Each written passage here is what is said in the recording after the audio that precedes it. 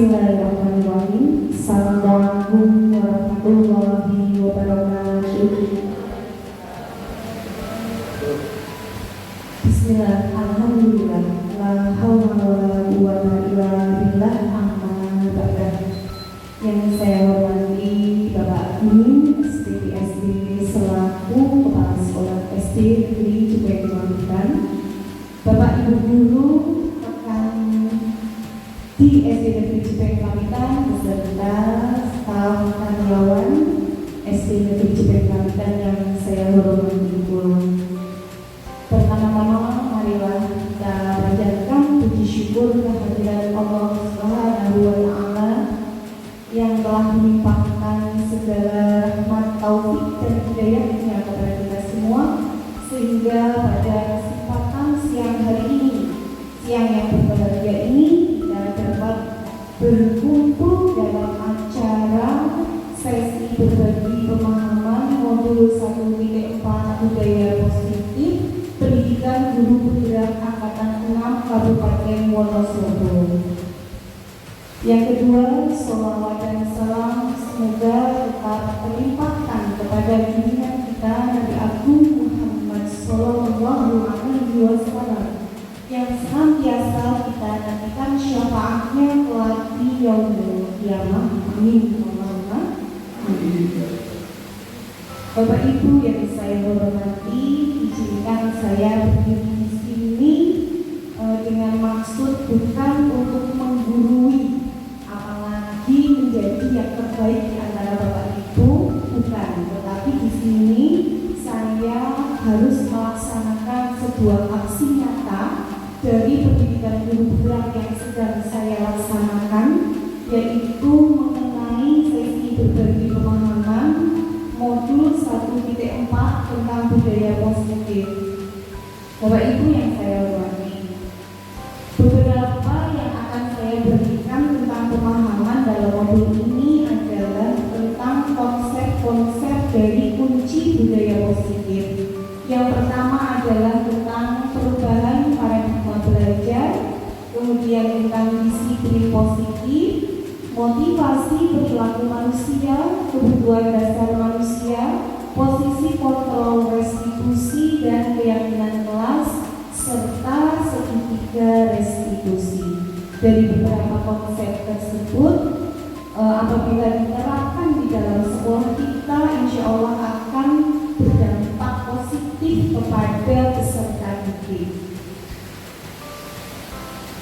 Nah, untuk yang pertama adalah tentang perubahan paradigma belajar. Karena pada kurikulum 2013 kita masih menggunakan yang namanya pendekatan stimulus respon, sedangkan pada implementasi kurikulum merdeka yang sedang digadang-gadangkan oleh pemerintah saat ini, diharapkan pembelajaran yang ada di sekolah itu nantinya menggunakan pendekatan teori kontrol.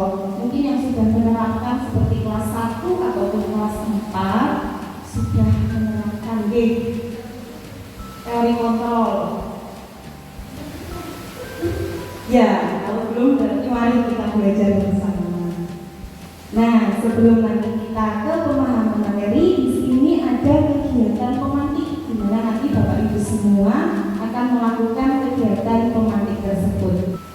Kegiatan pemantik tersebut, Anda dan teman Anda akan melakukan kegiatan coba lakukan. Anda adalah A. Tugas Anda adalah mengepalkan salah satu tangan Anda. Coba Anda bayangkan bahwa Anda menyimpan sesuatu yang sangat berharga di dalam kepalan tangan Anda. Anda perlu menjaga benda tersebut sekuat tenaga Anda karena begitu pentingnya untuk kehidupan Anda. Tugas rekan Anda B adalah mencoba dengan segala cara untuk membuka kepalan tangan Anda. Teman Anda B boleh membujuk, menghardik, mengintimidasi, memarahi, menggoda, menggelitik, bahkan menawari Anda uang agar Anda bersedia membuka kepalan tangan Anda. Coba yang berpasangan bisa untuk melakukan praktik selama 30 menit saling mengepalkan seolah-olah di tangan Anda ada hal yang sangat berharga. Coba pasangan Anda mencoba agar Anda mau membuka, entah itu dengan digelitik lah, atau dengan misalnya dibujuk, atau dengan apapun caranya. Apa yang terjadi? Coba. Pak Rohit dengan siapa? Oh iya, seolah-olah apa yang diberikan Pak Rohit? Intan, ya. Enggak, yang lain juga bisa pakai.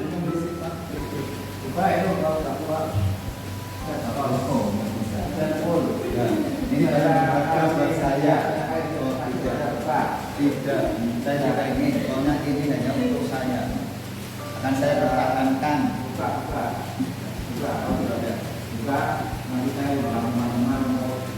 Tidak takut, saya tidak takut pokoknya. Saya pertahankan.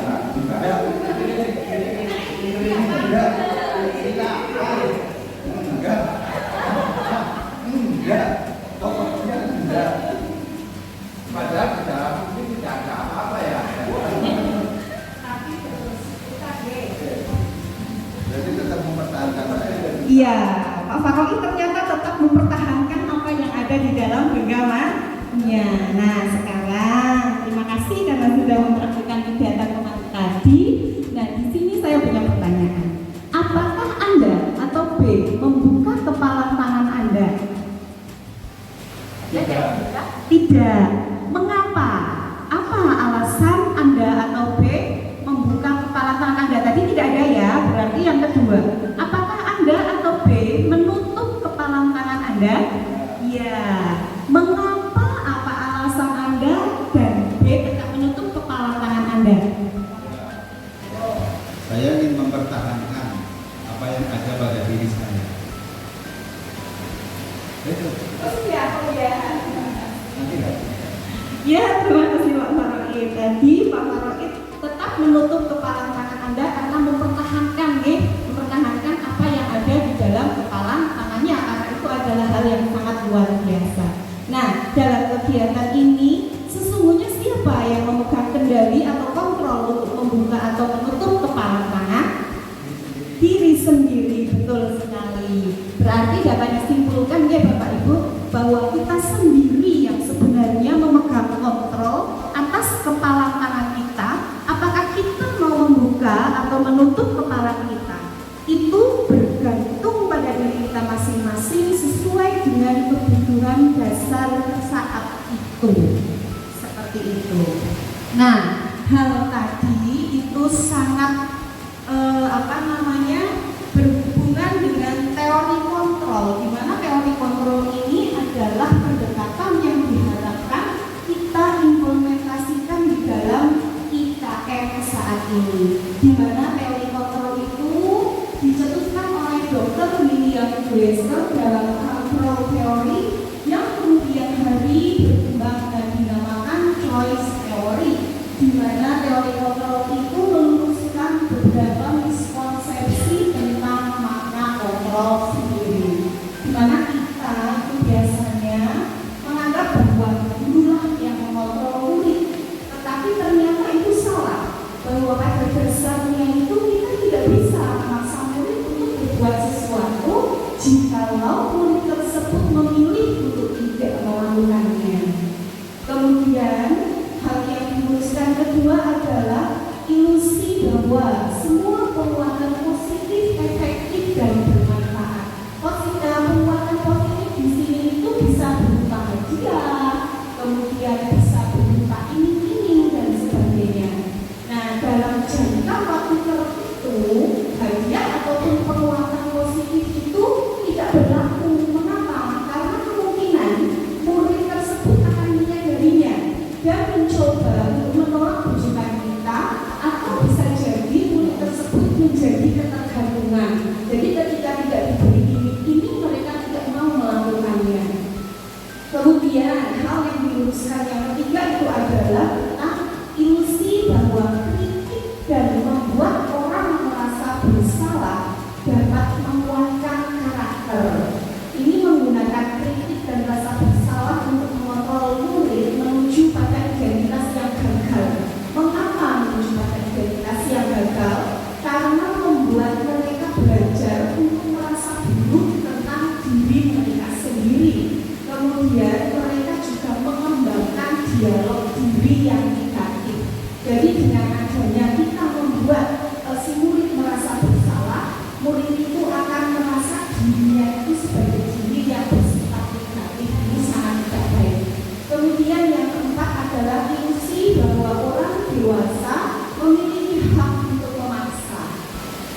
Nah, di sini banyak sekali orang dewasa yang percaya bahwa mereka itu memiliki tanggung jawab untuk membuat murid-murid berbuat hal-hal tertentu sesuai dengan kehendaknya.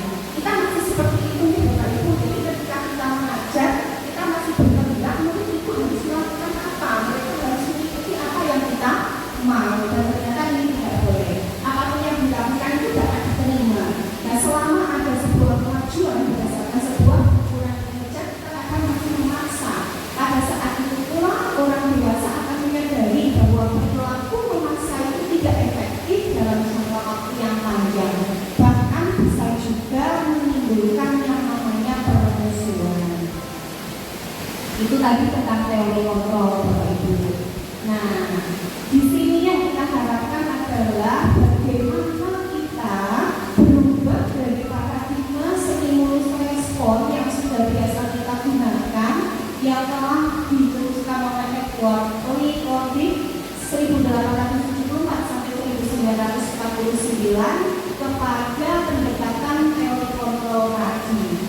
Di sini Stephen R. Covey dalam Principle Centered Leadership 1991 mengatakan bahwa bila kita ingin membuat kemajuan perlahan, sedikit-sedikit ubahlah sikap atau perilaku Anda. Namun, bila kita ingin memperbaiki cara-cara utama kita, maka kita perlu mengubah kerangka acuan kita. Ubahlah bagaimana Anda melihat dunia, bagaimana Anda berpikir tentang manusia. Ubahlah paradigma Anda, skema pemahaman dan penjelasan aspek-aspek tertentu tentang realitas. Ini adalah pendapatnya Stephen R. Covey. Mengapa kita harus berubah dari paradigma stimulus respon menjadi pendekatan teori kontrol tadi. Nah, ini bisa menjadi perkembangan kita, Bapak Ibu, kenapa kita harus berubah paradigmanya dari stimulus respon menjadi teori kontrol. Di sini disajikan beberapa perbedaan. Antaranya, stimulus respon itu beranggapan atau berpandangan bahwa realitas atau kebutuhan kita sama, tetapi teori kontrol realitas atau kebutuhan kita berbeda. Setuju yang mana, Bapak Ibu? Yang berbeda, karena otomatis kebutuhan antara satu orang dengan orang lain itu berbeda.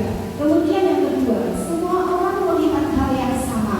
Setiap orang memiliki gambaran yang berbeda. Kita mencoba mengubah orang agar berpandangan sama dengan kita. Teori kontrol, kita berusaha memahami pandangan orang lain tentang dunia. Perilaku buruk dilihat sebagai suatu kesalahan. Semua perilaku memiliki tujuan. Orang lain bisa mengontrol saya, hanya Anda yang bisa mengontrol diri sendiri. Ini seperti yang sudah dipraktikkan Bapak Ibu tadi. Kemudian saya bisa mengontrol orang lain, Anda tidak bisa mengontrol orang lain. Pemaksaan ada pada saat rujukan gagal, kolaborasi dan konsensus menciptakan pilihan-pilihan baru, dan yang terakhir model berpikir menang kalah. Sedangkan teori kontrol, model berpikirnya adalah menang dan menang. Nah, inilah yang menjadi dasar mengapa kita perlu berubah dari paradigma yang menggunakan stimulus respon menjadi pendekatan teori kontrol. Itu tadi tentang teori kontrol. Nah, yang selanjutnya adalah tentang disiplin positif. Ini juga masih nyambung dengan yang materi tadi. Sudah pernah mendengar Bapak Ibu istilah disiplin positif? Nah, dalam rangka menciptakan lingkungan yang positif, ini tentunya lingkungan sekolah, salah satu strategi yang perlu kita tinjau kembali itu adalah tentang penerapan disiplin di sekolah kita sendiri. Apakah sudah efektif? Apakah masih perlu ditinjau kembali? Nah, kalau misalnya masih perlu ditinjau kembali, maka mari kita tanyakan kepada diri kita sendiri, bagaimana kita berperilaku, apakah benar-benar sudah memiliki disiplin yang baik atau belum.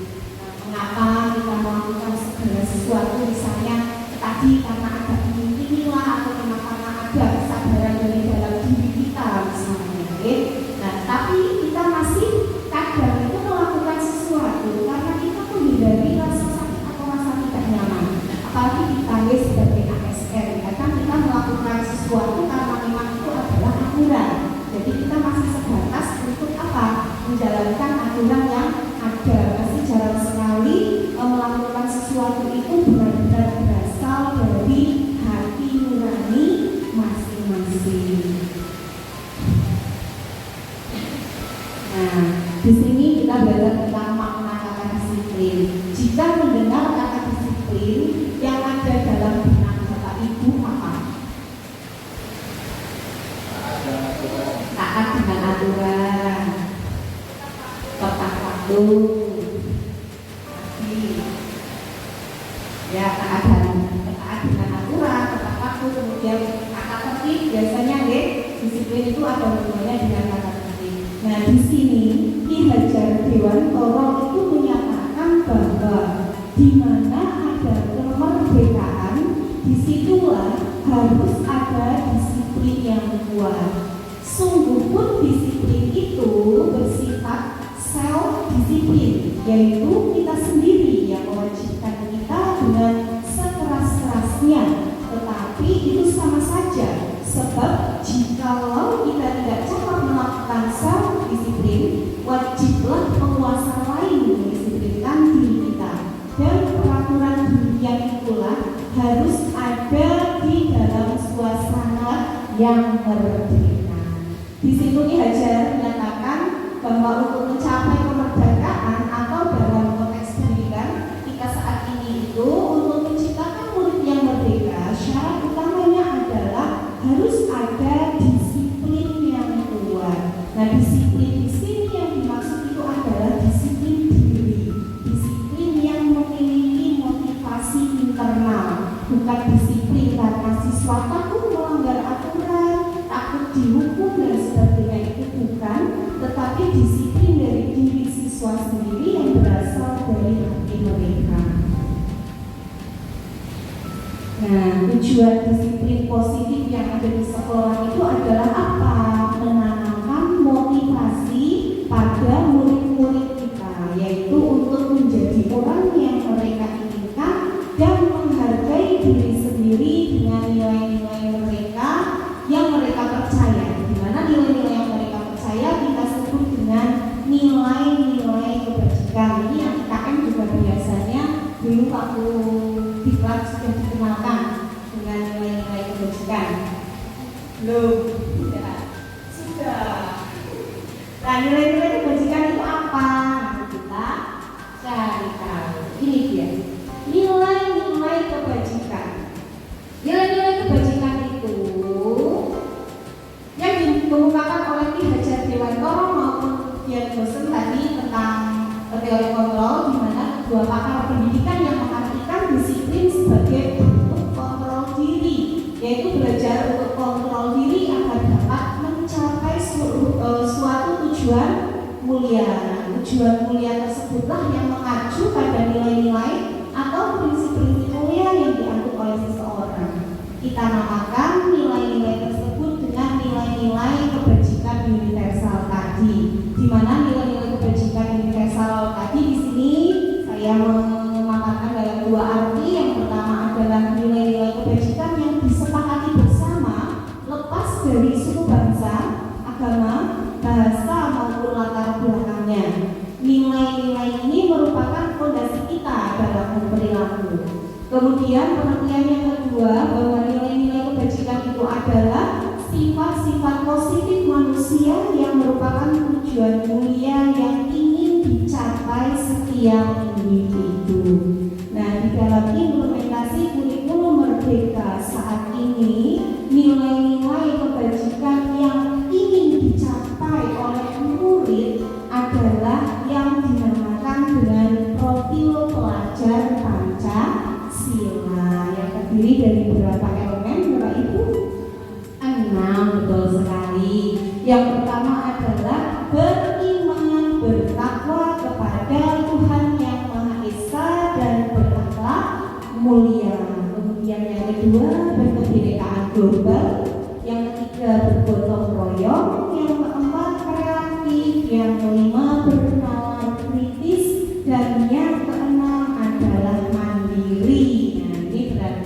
Yang sudah menerapkan IKM pasti sudah paham. Inilah nilai-nilai universal yang ingin ditanamkan di murid kita saat ini. Itu tadi tentang budaya positif yang menghasilkan karakter profil pelajar Pancasila. Nah, Bapak Ibu, yang selanjutnya adalah tentang motivasi perilaku manusia. Nah, di sini menurut Ian Ferguson dalam bukunya Restructuring School Discipline menyatakan ada 3 motivasi perilaku manusia. Yang pertama, manusia itu berperilaku untuk menghindari ketidaknyamanan atau hukuman. Kemudian untuk mendapatkan imbalan atau penghargaan dari orang lain. Yang ketiga, untuk menjadi orang yang mereka inginkan dan menghargai diri sendiri dengan nilai-nilai yang mereka percaya. Nah, motivasi yang diharapkan nanti muncul ada pada anak didik kita itu adalah motivasi yang ketiga, yaitu murid bisa berpikir untuk menjadi orang yang mereka inginkan dan menghargai diri sendiri dengan nilai-nilai yang mereka percaya. Nah, motivasi ini adalah merupakan bentuk dari motivasi internal yang diharapkan ada atau tumbuh dalam diri masing-masing murid.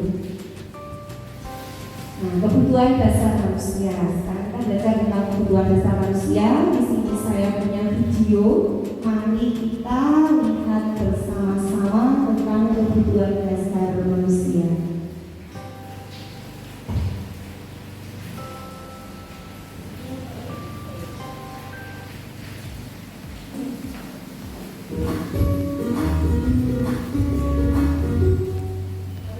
Salam dan bahagia Ibu dan Bapak Guru hebat untuk membangun budaya sekolah yang positif dengan lingkungan yang aman dan mendukung murid untuk menjadi pribadi yang berdaya, seimbang, dan bahagia.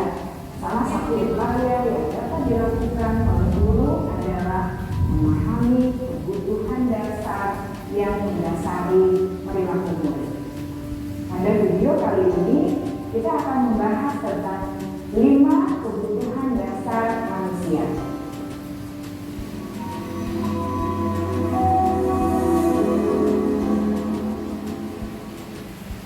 Ki Hajar Dewantara dalam salah satu tulisannya menyatakan, kita ambil contoh perbandingannya dengan hidup tumbuh-tumbuhan. Seorang petani dalam hakikatnya sama kewajibannya dengan seorang pendidik yang menanam padi misalnya. Hanya dapat menuntun tumbuhnya padi. Dia dapat memperbaiki kondisi tanah, memelihara tanaman padi, memberi pupuk dan air, membasuh ulat-ulat atau jamur-jamur yang mengganggu di tanaman padi, dan lain sebagainya.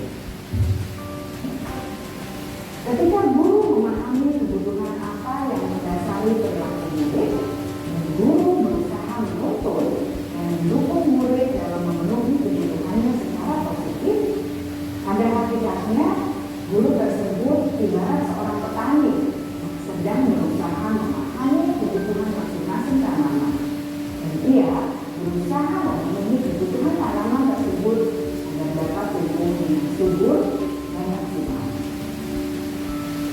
Dr. William Brazzer, seorang psikiater dari Amerika Serikat, menyatakan bahwa seluruh tindakan manusia memiliki tujuan tertentu, yaitu memenuhi kebutuhan dasarnya. Ketika melihat kebutuhan dasar telah terpenuhi secara memadai, maka murid akan tumbuh dengan seimbang dan bahagia. Sebaliknya, ketika kebutuhan dasar tidak terpenuhi dengan baik, maka seseorang akan mengalami emosi negatif, bosan, sedih, dan kecewa.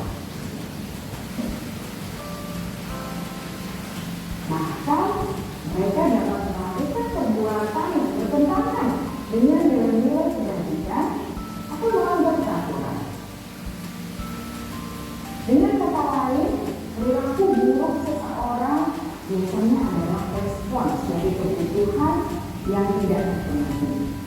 Namun, mereka tidak tahu cara untuk menyampaikannya.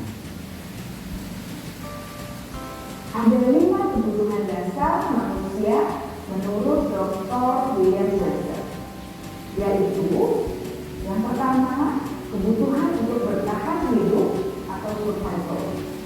Yang kedua, kebutuhan untuk merasa diterima atau love and belonging. Yang ketiga, kebutuhan akan kebebasan atau freedom. Keempat, kebutuhan akan kesenangan atau fun. Dan yang kelima, kebutuhan akan penguasaan atau power.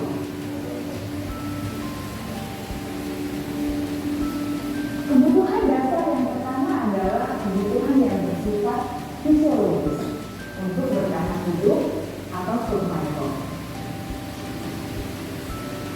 Misalnya, kesehatan, rumah, dan makanan. Kebutuhan biologis sebagai bagian dari proses reproduksi termasuk kebutuhan untuk tetap bertahan hidup. Kebutuhan untuk merasa aman juga termasuk dalam kebutuhan ini.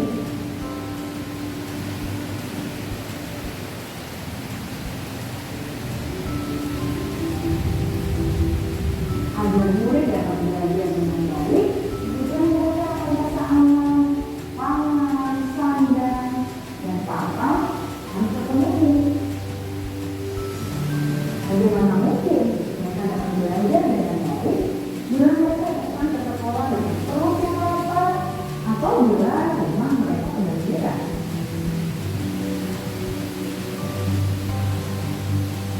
Setelah kita mengetahui kebutuhan pertama yang sebagian besar bersifat fisiologis, mari kita lihat kebutuhan kedua sampai kelima yang semuanya berhubungan dengan psikologis. Mari kita lihat kebutuhan yang kedua, yaitu kebutuhan akan perasaan diterima oleh kelompok atau komunitasnya atau kebutuhan love and belonging. Kebutuhan ini yaitu keinginan untuk tetap terhubung dengan orang lain seperti teman, keluarga, teman kerja, dan kelompok di mana kita tergabung. Setiap murid ingin menjadi bagian yang berharga dari kelas dan juga sekolah. Mereka juga ingin diterima oleh orang lain dan kelompoknya. Bahkan murid yang terlihat paling kuat pun jauh di dasar hatinya pasti ingin merasa diterima. Sebagai guru, seharusnya kita dapat menerima murid kita apa adanya, sesuai dengan kodratnya. Karena setiap murid adalah unik, mereka memiliki kekuatannya masing-masing, sehingga guru seharusnya bisa menciptakan kesempatan untuk murid kolaborasi dan memiliki ikatan emosi satu sama lain. Murid-murid yang memiliki kebutuhan yang besar untuk merasa diterima, biasanya mereka belajar karena suka pada gurunya. Mereka juga suka bekerja dalam kelompok. Kebutuhan yang ketiga adalah kebutuhan akan kebebasan atau kebutuhan membuat pilihan. Murid harus diberi kesempatan untuk membuat pilihan dan bertanggung jawab atas pilihan yang mereka telah ambil. Memberi mereka kebebasan bukan berarti membiarkan mereka melakukan apa saja yang mereka mau, melainkan lebih memberi mereka kesempatan untuk membuat pilihan, menyuarakan pendapat mereka dengan percaya diri, dan memberi mereka kesempatan untuk mencoba hal-hal yang baru. Pembelajaran dengan metode yang beragam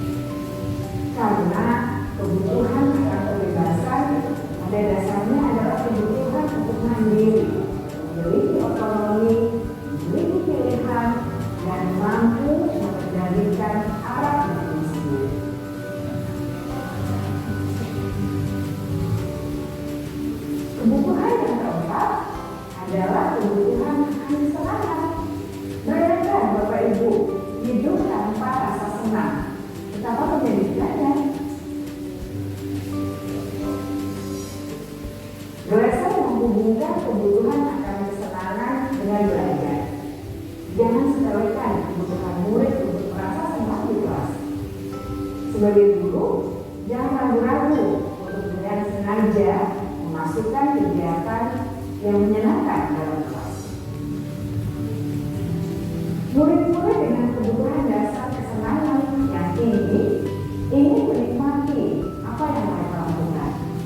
Mereka juga konsentrasi tinggi saat mengerjakan hal-hal yang disenangi.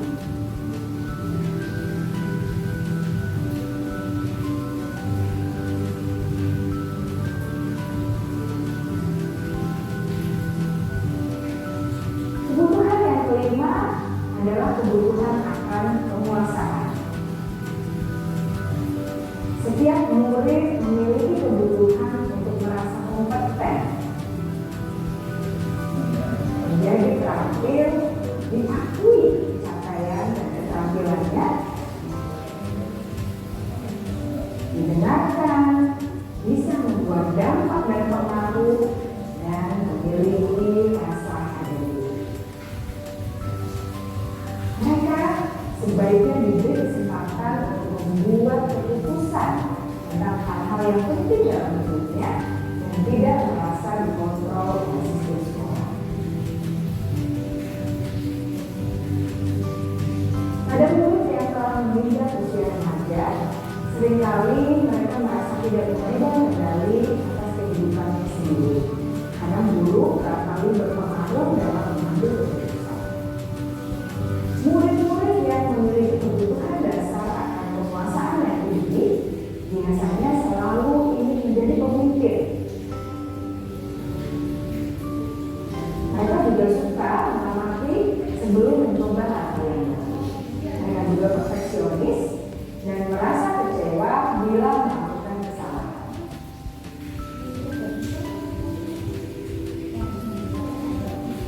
Ibu dan bapak guru sangatlah penting bagi kita untuk mengetahui kebutuhan dasar murid-murid agar kita memahami alasan di balik sikap dan tingkah laku mereka.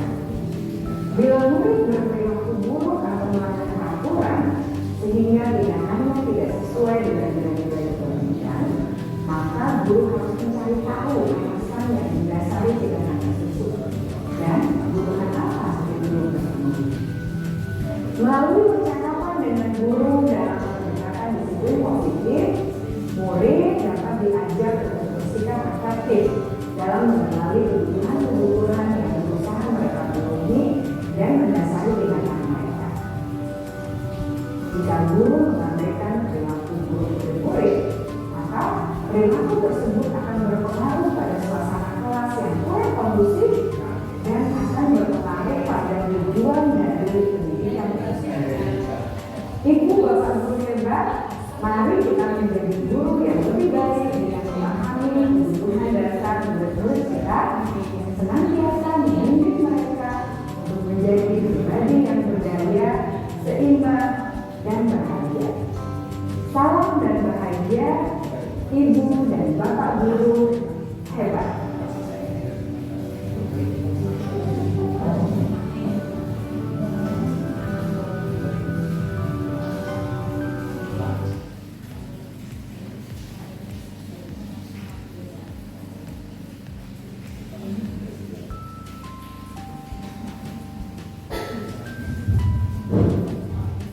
Demikian lagi Bapak Ibu tentang video kebutuhan dasar manusia, di mana kita sebagai guru diharapkan mampu mencukupi apa yang menjadi kebutuhan dasar murid kita sehingga mereka dapat belajar dengan optimal di sekolah.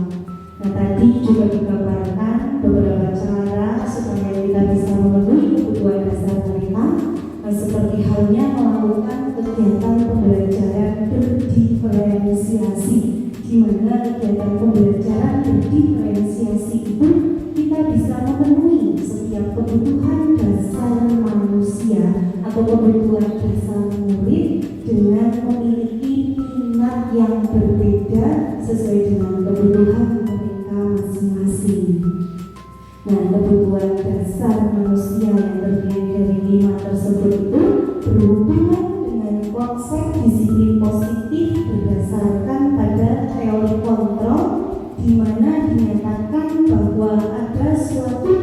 tujuan di balik sebuah perilaku manusia.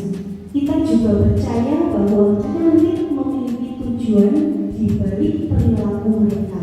Salah satunya adalah untuk memenuhi kebutuhan dasar mereka.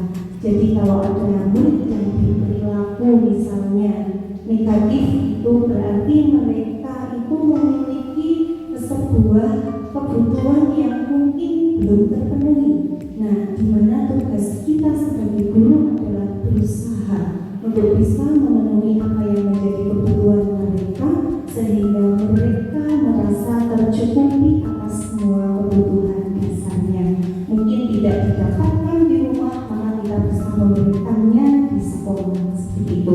Karena kita di sekolah adalah juga sebagai orang tua mereka yang baik. Nah, kemudian untuk yang selanjutnya adalah tentang posisi kontrol restitusi. Nah, di sini Dian Boston dalam bukunya Restitution Restruction School Discipline tahun 1998 mengemukakan bahwa guru perlu meninjau kembali penerapan disiplin di dalam ruang-ruang kelas mereka selama ini. Apakah telah efektif? Apakah berpusat pada murid? Apakah sudah memerdekakan murid dan memandirikan murid? Bagaimana dan mengapa? Melalui serangkaian riset dan berdasarkan pada teori kontrol dari Dr. William Blaser, Boston berkesimpulan ada 5 posisi kontrol yang diterapkan seorang guru, orang tua, ataupun atasan dalam melakukan kontrol. Kalau kita sebagai guru berarti kita melakukan kontrol kepada murid kita. Nah, 5 posisi kontrol tersebut apa saja Bapak Ibu? Yang pertama adalah posisi kontrol penghukum. Kemudian yang kedua, posisi kontrol pembuat merasa bersalah. Yang ketiga, posisi kontrol teman. Yang keempat, pemantau. Dan yang kelima adalah posisi kontrol manajer. Dari kelima posisi kontrol di sini, kira-kira Bapak Ibu ada di posisi kontrol yang mana? Teman. Ya, coba kita lihat di sini ada video lagi yang menggambarkan tentang posisi kontrol kita sebagai guru. Nanti Bapak Ibu bisa menganalisis ada di posisi mana Bapak Ibu sekarang.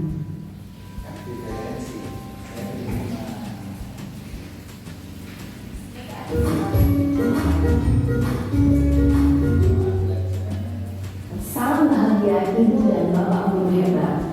Dalam penerapan disiplin positif restitusi, salah satu program yang dikembangkan adalah 5 posisi kontrol. 5 posisi kontrol dalam restitusi adalah proses perjalanan seorang pendidik agar dapat mengenali dirinya. Pada video kali ini, kita akan membahas tentang 5 posisi kontrol yang dikembangkan oleh Dian Boston dan contoh penerapannya.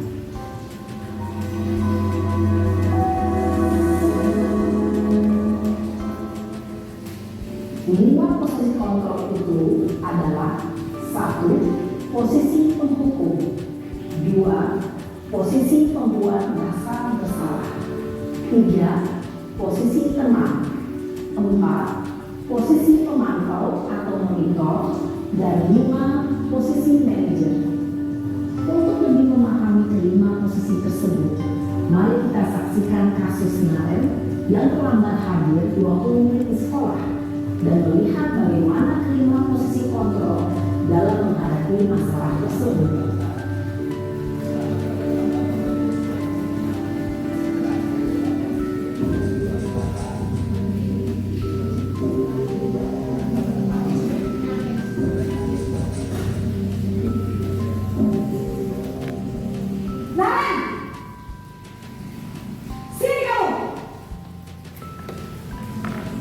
Selamat pagi Bu. Selalu terlambat. Kamu deh, pasti terlambat. Maaf Bu, saya Apa? Apa coba? Alasan kamu apa lagi? Kapan sih kamu tidak terlambat? Malas sekali kamu jadi anak. saya Dasar pemalas. Gak kapok-kapok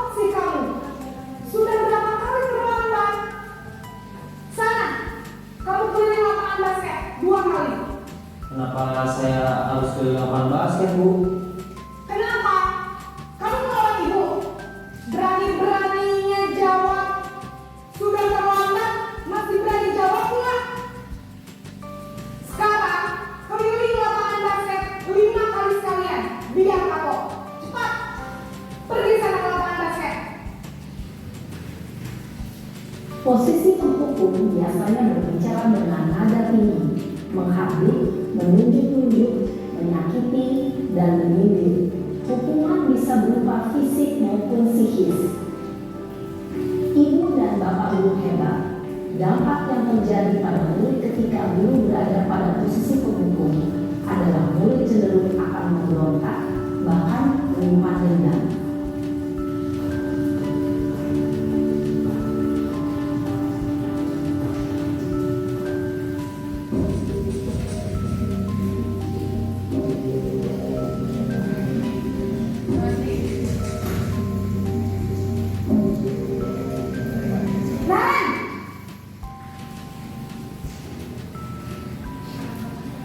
Selamat pagi, Bu. Naren, kamu kenapa terlambat lagi, nak? Ya Tuhan, Naren, kamu senang ya bikin ibu susah ya? Kalau kamu terlambat lagi, nanti ibu yang ditegur bapak kepala sekolah, nak. Disangka ibu tidak bisa membina kamu. Duh, gimana ini? Maaf, Bu. Duh, Gusti Naren, kamu suka ya kalau ibu tegur bapak kepala sekolah? Terus, sekarang ibu harus tulis apa yang di buku absen? Ini kamu sudah sering terlambat loh. Ibu harus apa coba? Maaf, Bu. Maaf sekali. Ya sudah, lain kali jangan bikin ibu susah lagi ya, nak ya. Ibu tidak akan kuat lagi kalau kamu begini terus. Bisa jantungan kalau ibu ditegur bapak kepala sekolah. Sana cepat kelas. Maaf ya, Bu. Maaf sekali. Posisi pembuat rasa bersalah berbicara dengan nada tenang, cenderung lembut. Namun kata-kata yang diutarakan membuat murid merasa menjadi orang yang gagal, memandang buruk dirinya sendiri, merasa tidak berharga, dan tidak sanggup membahagiakan orang lain. Ketika guru mengambil posisi pembuat rasa bersalah, murid akan menganggap dirinya yang bersalah dan ia akan menyimpan emosi negatif tersebut di dalam dirinya.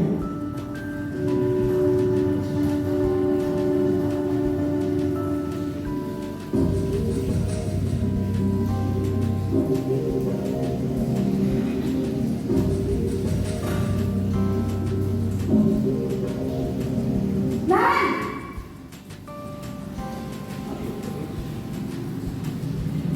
Selamat pagi, Bu. wah, sudah jam berapa ini, nak? Terlambat lagi ya, sayang. Iya, Bu. Habis ibu saya lupa bangunkan saya, Bu. Kamu malah menyalahkan ibu kamu. Kamu bukannya anak yang larinya paling kencang. Kok terlambat sih? Iya, Bu. Saya memang lambat bangun tadi. Jadi biar usaha kencang tetap nggak kekejar, Bu. Ya sudah sana. Nanti lain kali larinya lebih kencang lagi ya. Biar gak terlambat lagi. Bikin seneng ibu. Demi ibu. Bisa kan? Bisa, Bu. Ya sudah sana masuk kelas. Ibu beresin urusan absen kamu. Kamu ini ada-ada saja. Dalam posisi teman, guru berbicara dengan nada suara ramah, akrab, cenderung bersenda gurau untuk menjaga suasana tetap santai. Murid akan merasa senang, aman, dan akrab dengan guru. Identitas yang tercipta adalah identitas sukses atau berhasil. Namun, perlu diingat, karena ini masih dorongan eksternal, maka ada faktor ketergantungan dari murid kepada orang tertentu. Di sini guru absennya, sehingga di lain waktu murid bisa berperilaku baik, namun hanya kepada orang-orang tertentu saja.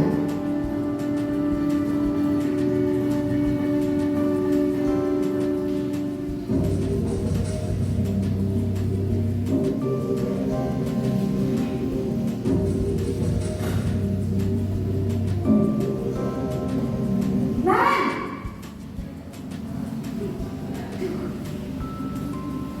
Selamat pagi, Bu. Naren, apa peraturan sekolah kita tentang jam berapa kita harus masuk sekolah, nak? Kita harus di sekolah jam 7, Bu. Iya betul, sekarang sudah jam 7.20. Naren sudah tahu konsekuensinya jika terlambat hadir. Paham, Bu. Saya harus tinggal kelas pas jam istirahat selama 20 menit. Iya benar, konsekuensinya demikian. Jadi nanti jam 9.30 pas istirahat, kamu harus tinggal di kelas, kerjakan tugas tambahan untuk ketertinggalan kamu, ya? Baik, Bu. Posisi pemantau mengandalkan penghitungan atau data untuk mengontrol murid. Guru mengarahkan murid berdasarkan peraturan dan konsekuensi. Seorang pemantau menunjukkan bahasa tubuh dan ekspresi wajah yang datar dan cenderung formal.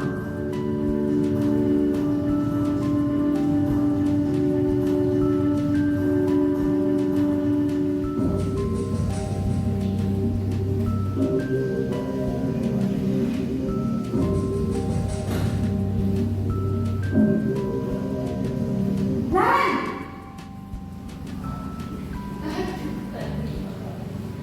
Selamat pagi, Bu. Selamat pagi Naren. Maaf, Bu. Saya terlambat. Iya, sekolah masuknya jam 7, sekarang sudah jam 7.20. Jadi sekarang bagaimana ini Naren? Maaf, Bu. Saya lupa soal saya semalam. Baiklah, menurut kamu, keyakinan sekolah yang mana yang perlu kamu tingkatkan? Menghargai diri sendiri dan orang lain mungkin, ya, Bu. Setuju. Jadi, apakah Naren meyakini prinsip saling menghormati tersebut? Iya, Bu. Saya meyakininya. Apakah Naren bersedia memperbaiki masalah keterlambatan ini? Bersedia, Bu. Bagaimana kamu akan memperbaiki masalah keterlambatan ini? Saya akan coba untuk tidak lupa menyetel alarm saya, Bu. Baik, kalau Naren lupa menyetel alarm di rumah, ada orang yang kira-kira bisa bantu mengingatkan tidak? Ada, Bu. Kakak saya, Kak Emma. Ada lagi selain Kak Emma? Selain Kak Emma, ada ibu saya. Baik, jadi yang mengingatkan Naren adalah Kak Emma dan ibu kamu ya? Kira-kira akan mulai set alarm kapan nih Naren? Setelah pulang sekolah, akan segera saya lakukan. Baik, jadi Naren akan setel alarm untuk bangun besok pagi dan akan diingatkan oleh kakak dan ibu dan Naren ya. Ada lagi yang mungkin perlu dilakukan Naren agar tidak terlambat bangun lagi. Tidak ada, Bu. Baik Naren, terima kasih untuk kerjasama kamu. Sekarang kamu perlu kembali ke kelas untuk belajar. Baik, Bu. Terima kasih.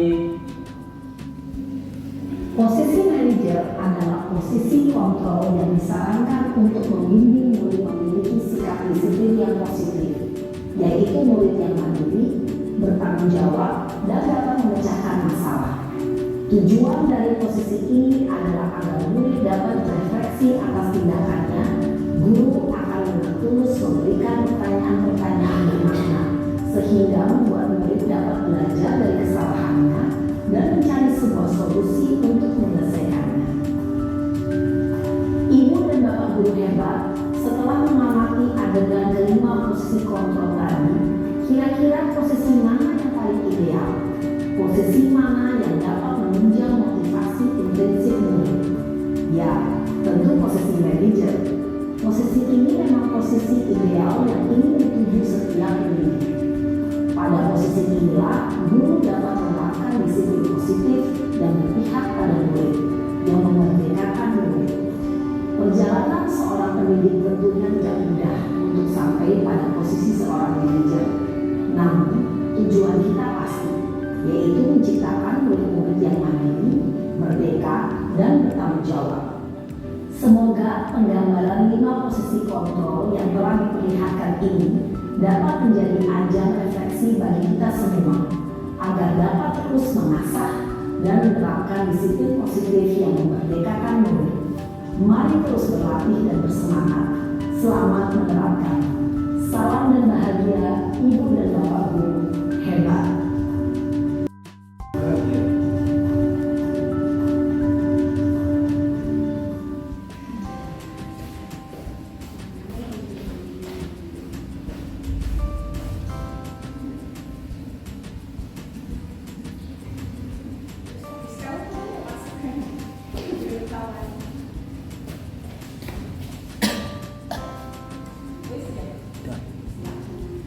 yang mana itu dewe serangan.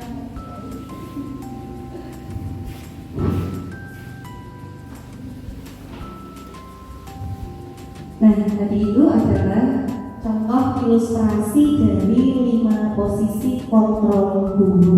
Setelah Bapak Ibu melihat ilustrasi tadi, Bapak Ibu ada di posisi kontrol yang mana?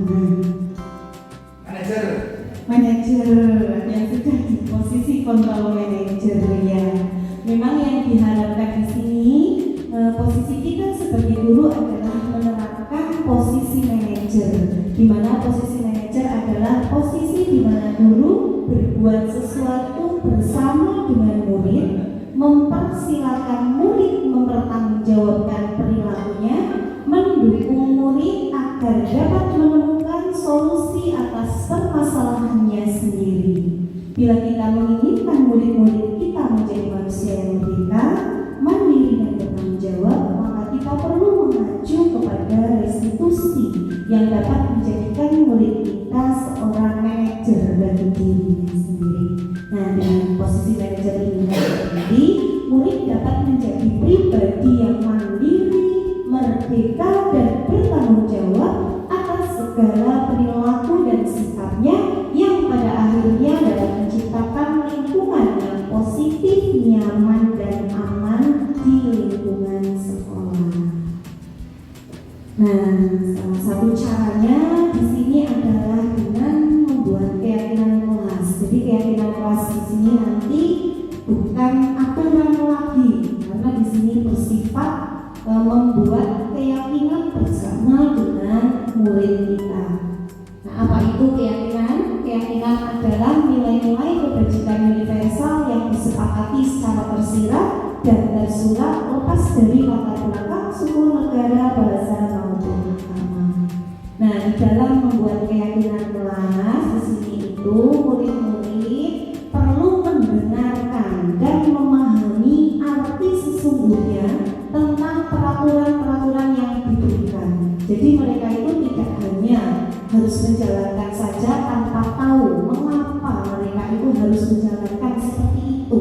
Jadi mereka itu harus mendengarkan dan memahami nilai-nilai kebajikan di balik peraturan tersebut, apa tujuan utamanya, dan menjadi tidak tertarik atau takut sehingga hanya sekedar mengikuti serangkaian peraturan-peraturan yang mengatur mereka tanpa memahami tujuan mulianya.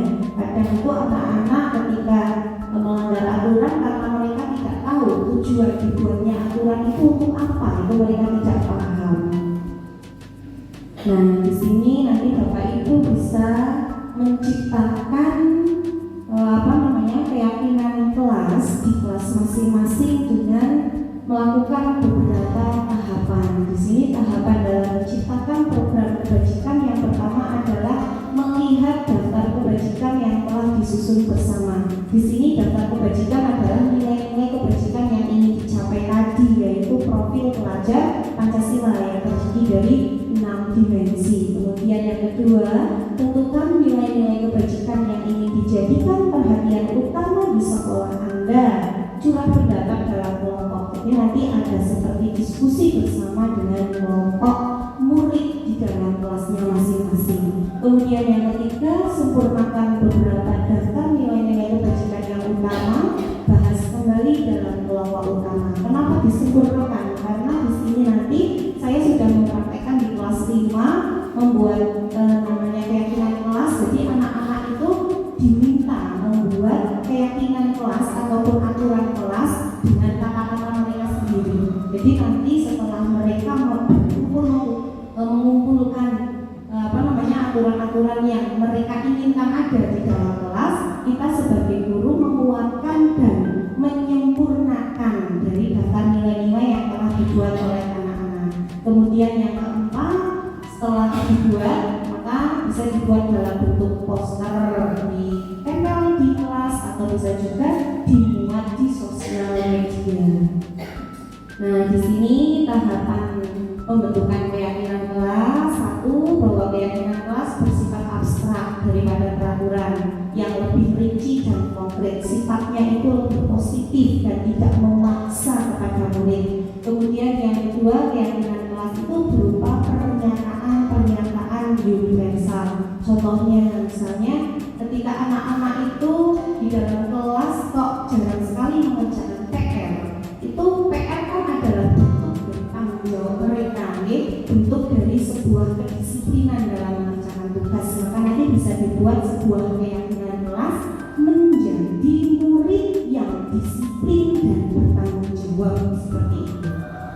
Kemudian yang keempat, keyakinan kelas hendaknya tidak terlalu banyak sehingga mudah diingat dan dipahami oleh semua warga sekolah. Yang kelima, keyakinan kelas sebaiknya sesuatu yang dapat diterapkan di lingkungan tersebut.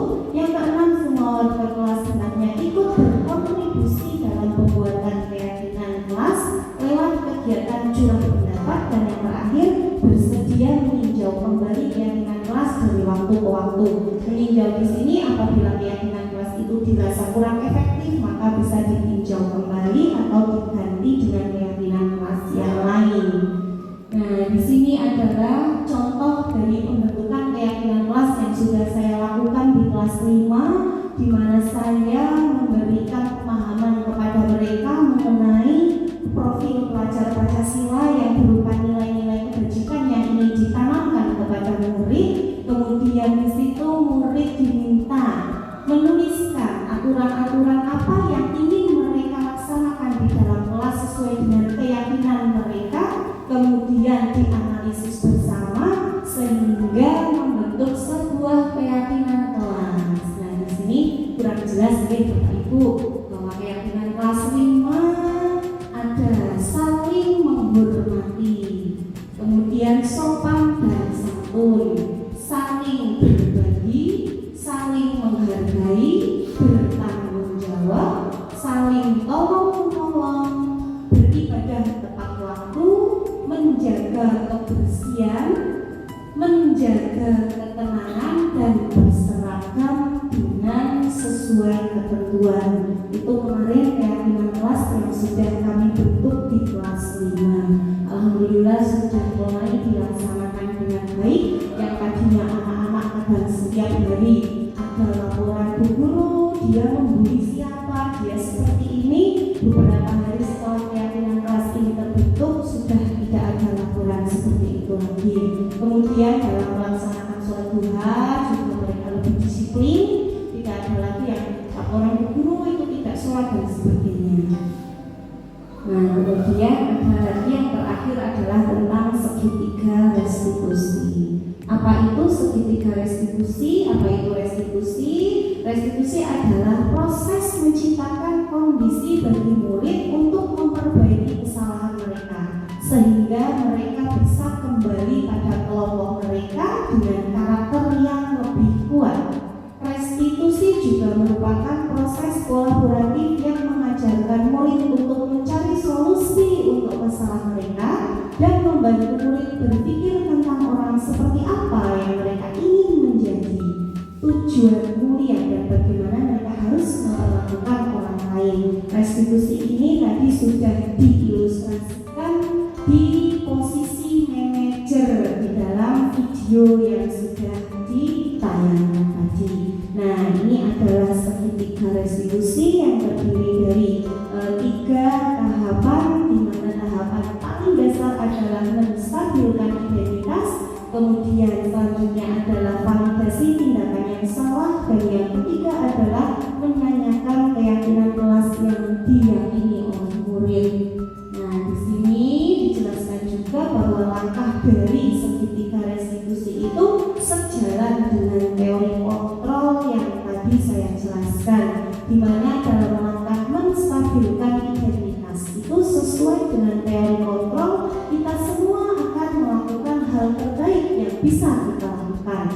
Kemudian langkah yang kedua, validasi tindakan yang salah. Ini sesuai dengan teori kontrol, semua perilaku memiliki alasan. Dan yang terakhir, menanyakan keyakinan. Ini sesuai dengan teori kontrol, kita semua memiliki motivasi internal.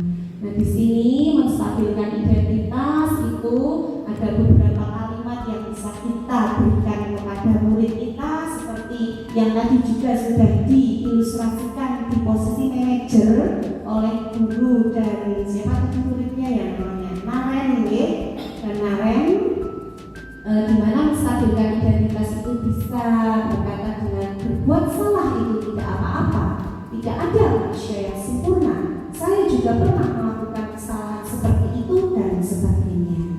Kemudian yang kedua adalah validasi tindakan yang salah, di mana validasi tindakan yang salah ini bisa dengan menanyakan pertanyaan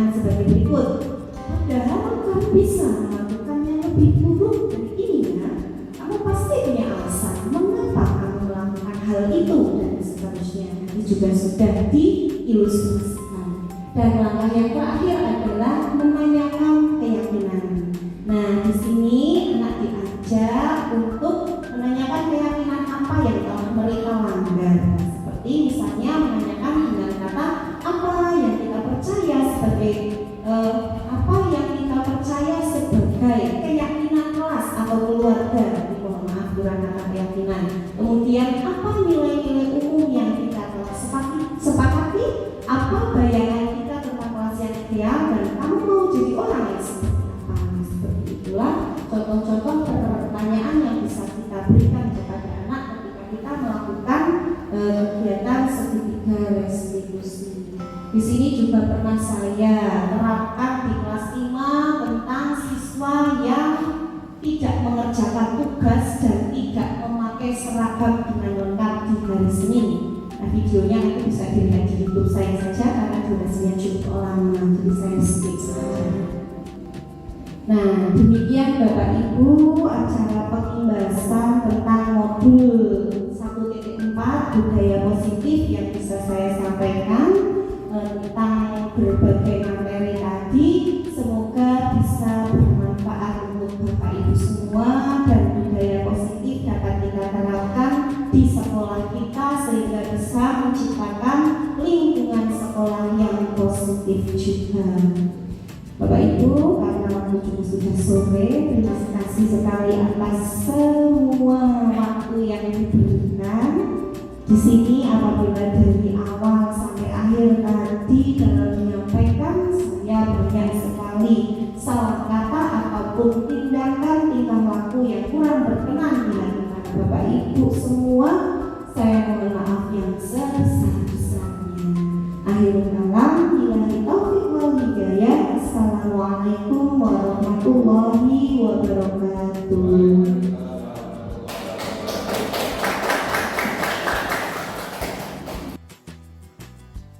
Assalamualaikum warahmatullahi wabarakatuh.